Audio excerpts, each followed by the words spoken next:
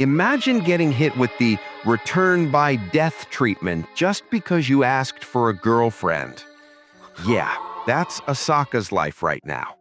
Yo, Manga Offload here, back again with another round of Osaka's emotionally traumatic, brain-melting attempts to find love. If you missed the previous parts, links are down below. Now strap in, because this chapter is pain, served with a side of confusion. The chapter kicks off with Osaka lying flat on his bedroom floor, groaning in agony. He's just respawned from his latest death loop, and yeah, no matter how many times it happens, the pain doesn't get any easier. The man's basically trauma speedrunning at this point. He leans against his bed, mentally begging whatever cosmic curse is tormenting him to at least warn him before each death. Then the realization hits. If he's back here, it probably means Minamori either killed herself again, or worse, someone else. Panicking, he checks the date on his phone. It turns out he's 1 day before his date with her. Good news? He's got time to plan. Bad news? He has absolutely no idea what to do. He considers canceling the date and focusing on the other girls, but then something on his laptop catches his eye. An online post about recurring celebrity deaths. It mentions how people can look perfectly fine on the outside while secretly drowning in their own problems.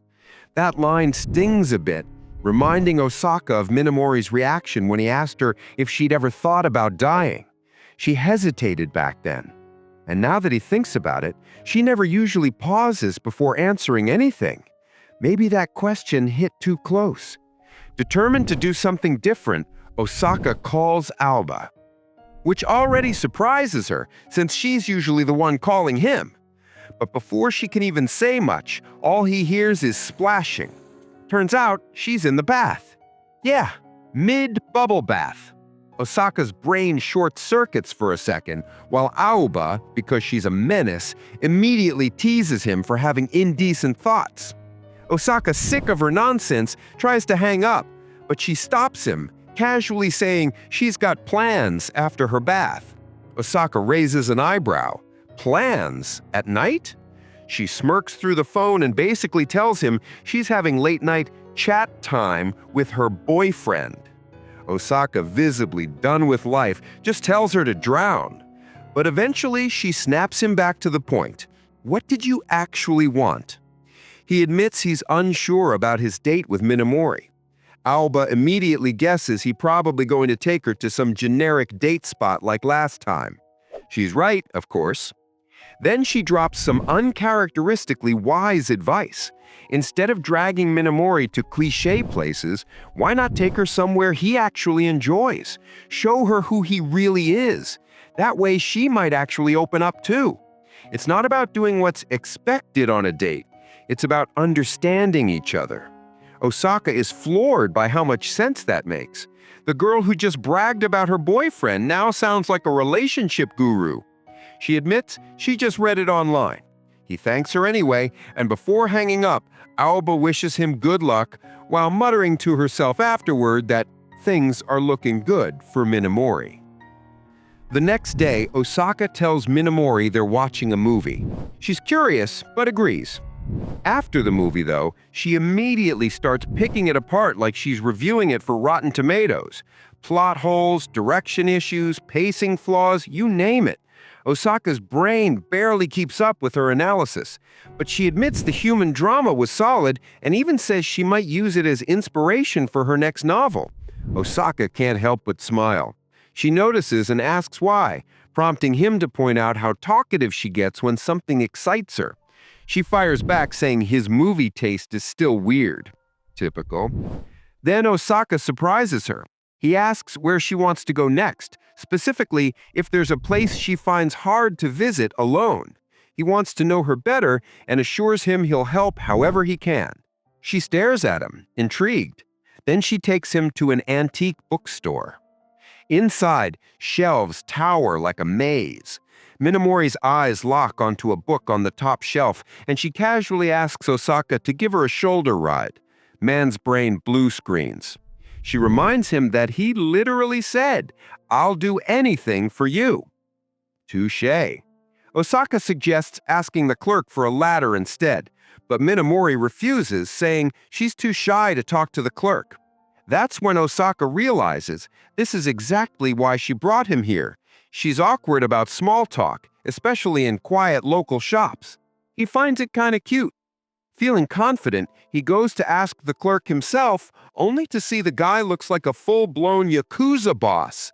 The aura alone sends him walking backwards. Osaka immediately changes his mind. Actually, shoulder ride sounds fine. Except, plot twist, she's the one lifting him, because apparently she's wearing a skirt. Now Osaka is sitting on her shoulders, trying his absolute best not to look down or die of embarrassment. His face is crimson, her hair smells nice, it's a disaster.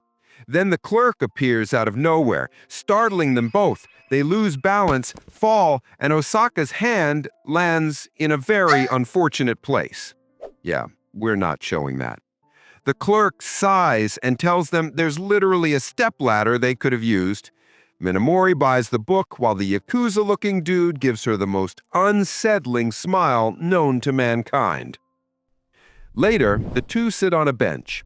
Osaka's internally praying she's forgiven him for the incident.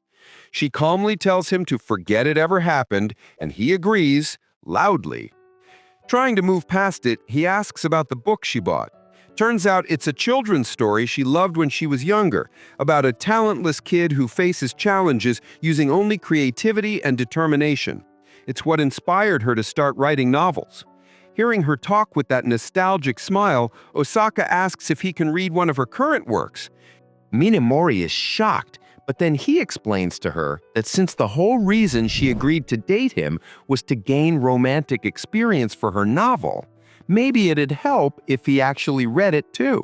Makes sense, right? Study the source material. She's surprised, but allows it, on one condition: no feedback, just read. Osaka's confused, but agrees. Then she suddenly stands up saying she's got plans tonight. This actually catches Osaka off guard.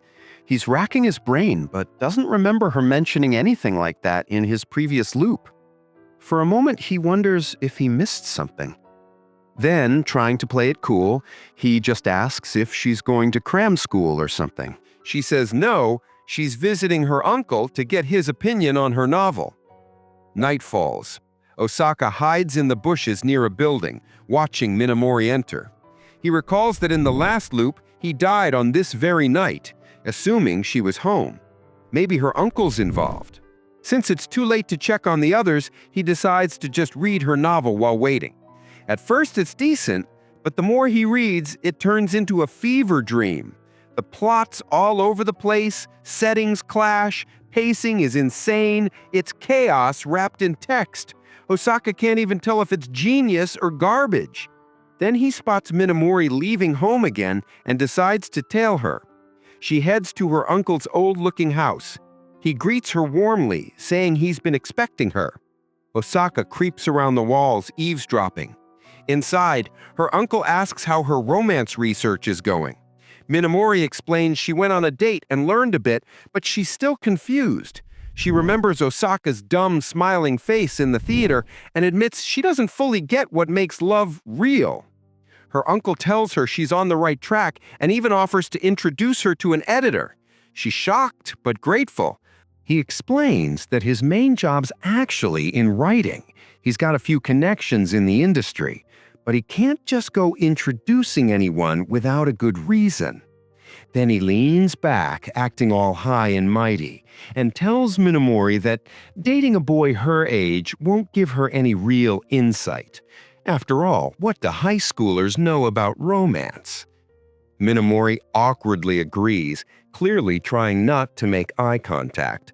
But then her perverted uncle leans in closer, that smug tone slipping back into his voice. He tells her that if she really wants to understand romance, she needs life experience. And then he drops it, the most disgusting suggestion imaginable. He tells her she should try dating him instead. Minamori freezes, eyes wide, horrified and confused as the words sink in. The air turns heavy, her heart pounding like she's trapped in a nightmare. And just like that, the chapter ends. The next chapter kicks off with Minamori staring down her uncle, asking if he's seriously trying to date her. Her uncle, the walking red flag that he is, just waves it off, telling her not to overthink it. He says high schoolers see this kind of thing as a big deal, but for adults, dating and breaking up is just another Tuesday. Minamori forces a nervous smile, clearly terrified. Then this creep smirks and brags about having plenty of experience in this kind of stuff. Yeah, not exactly comforting. Meanwhile, outside, Osaka's crouched near the door, trying to eavesdrop but can't catch a word. The door is unlocked, but he's way too scared to step inside. And just as he's debating it, a police car rolls by. Man freezes like he's on a stealth mission on hard mode. He knows he looks like a burglar right now, and honestly, he's got a point. The more he thinks about it, the worse it looks. What if he gets caught? What if the cops show up and boom, he dies again and resets? Even if it doesn't go that far, just getting flagged would make his life hell. He peeks inside and sees the two aren't arguing, so he decides to just wait until Minamori comes out. But inside, things are spiraling fast. Minamori is stiff as her disgusting uncle wraps his arms around her. She tries to brush him off, pointing out their massive age gap, but he just grins and tells her not to think too hard about it. Then his hand starts to wander. She immediately pushes him off and bolts toward the wall, eyes wide in horror. The uncle then picks up her novel, acting like the king of publishing, and starts tearing her down. He says she can't just write something like this and expect to become a novelist. Minamori defends herself, but he keeps going, asking if she really wants to throw away a valuable connection like him. She says she never wanted things to end up this way, that she just wanted to be a better writer. But this manipulative bastard keeps twisting her words, telling her the industry's harsh, that talent doesn't matter, only connections do. He smirks and tells her she's free to reject him if she wants, but if she's serious about becoming a novelist, there's only one path she can take. Then, like a real piece of work, he starts guilt-tripping her, claiming she's just like those wannabes who talk big but never follow through. The dude's gaslighting her so hard the lights might go out. Minamori's face twists in horror as she realizes her dream is slipping away. And the uncle, seeing that, smiles smugly, grabs her face, and whispers that maybe he went too far, but hey, becoming a professional isn't easy. Then he loosens her skirt and tries to take off her panties. Her eyes go blank with terror. But before the nightmare can go any further, crack! Her uncle's skull meets Osaka's back. The man drops instantly. Minamori is frozen, and Osaka, the absolute legend, just shouts, "Run!" The creep groans, furious, asking who the hell Osaka is. But Osaka doesn't care. He yells for her to hurry, and she's gone. The creep tries to get her to explain things, but she ignores him. Furious, he starts screaming, ranting that he's glad he doesn't have to read her garbage novel anymore. Minamori stops, shaken, but the uncle keeps running his mouth, calling her work trash and saying she'll never go pro. All that venom just because he didn't get to smash a high schooler? Pathetic. Minamori storms out, eyes red, ripping her skirt on the way. Inside, the uncle starts threatening Osaka, saying he could get him arrested and expelled. Osaka doesn't even flinch. He tells the creep to go ahead and call the cops. He'll just tell them everything he saw. Then he adds that he's already died 4 times, so what's one more? Absolute Chad energy radiating off this man. The uncle is left speechless as Osaka turns away. Outside, the adrenaline wears off. Osaka admits he's terrified because even if he finds his destined partner, it won't matter if he ends up in jail. He wonders if maybe whacking the guy was overkill. Nah, bro, that was totally justified. He shakes it off and checks the time. 1 hour left until the moment he died last time. He figures if Minamori is really his destined partner, she's gonna die soon. Then he spots her sitting on a bench. He walks up and asks if he can sit. She nods. He sits beside her, saying he gave her uncle a real talking to and the guy won't bother her again. Probably. She stays silent. Osaka panics, blurting out that she can also turn her uncle in if she wants. But Minamori just says that's not the point. Osaka, confused, says that's exactly the point. She suddenly shouts that none of it matters right now, catching him completely off guard. Then she asks him what he thought of her novel. Osaka freezes, remembering that fever dream of a story she wrote. It wasn't boring, but he can't exactly call it great either. Before he can figure out what to say, she starts talking. She remembers showing her novel to a friend back in middle school. That friend told her she wasn't cut out for writing, that her stories were too plain and her themes hard to grasp. She said Minamori should just give up on becoming a novelist. Minamori believed her at first, but couldn't stop writing. She kept it to herself until high school, when her uncle, yeah, that uncle, found her novel. He praised it, said it was solid for a high schooler, and offered to help since he worked in publishing. It was the first time anyone had ever praised her writing, and it meant everything. But the more advice she took from him, the worse her writing became. Even after Osaka tried to help, she still didn't understand what went wrong. Then she remembers her uncle's final words, those cruel, cutting words, and she says she finally gets it. She shouldn't have written in the first place. Maybe then she wouldn't have to feel this miserable.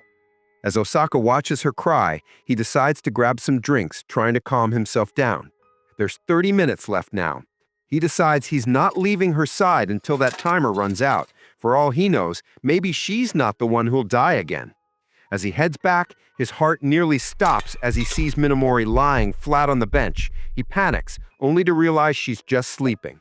He lets out a deep sigh. Osaka, being the Giga Chad he is, admits that even if Minamori turns out not to be his destined partner, he can't just leave her like this. He decides he's got to do something, anything. So he calls in a favor. A little bit later, Minamori wakes up, apologizing to Osaka and saying she can head home alone. But Osaka hands him her phone and tells her to take the call.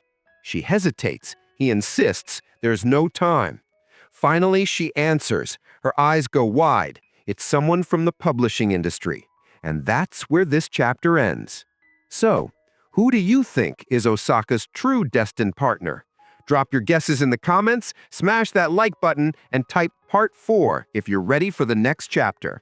Thanks for watching, and remember, don't trust uncles who say, don't overthink it.